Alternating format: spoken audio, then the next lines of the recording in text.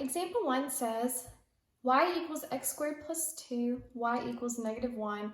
Find the area between the curves from 0 to 1.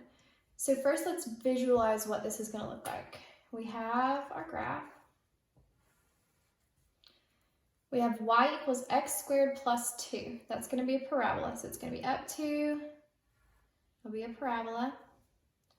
And then y equals negative x is going to go through the origin, and it's going to have a negative slope.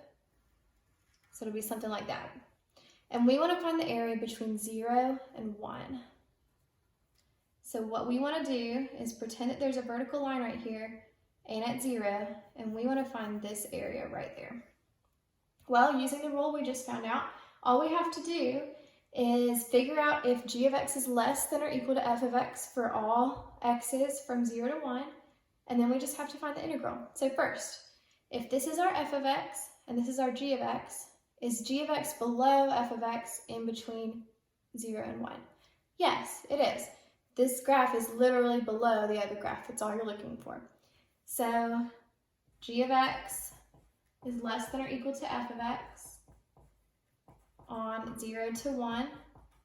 So we can use this rule. So what we're going to do is take the integral from 0 to 1 of f of x, which is x squared plus 2, minus g of x, which is negative x.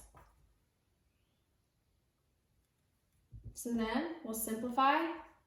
Integral from 0 to 1, x squared plus x plus 2 dx. And then we're just going to do the power rule. So we're still going to be from 0 to 1, add 1 to the exponent and divide by that new exponent. So we'll have x cubed over 3 plus x squared over 2 plus 2x, and from 0 to 1. Then we just plug in our upper bound and then plug in our lower bound and subtract the 2. So we would have 1 cubed over 3 plus 1 squared over 2 plus 2 times 1. That's our plugging in our 1. And then subtract 0 cubed over 3 plus 0 squared over 2 plus 2 times 0. So that's just going to be 0. So I'd have 1/3 plus 1/2 plus 2.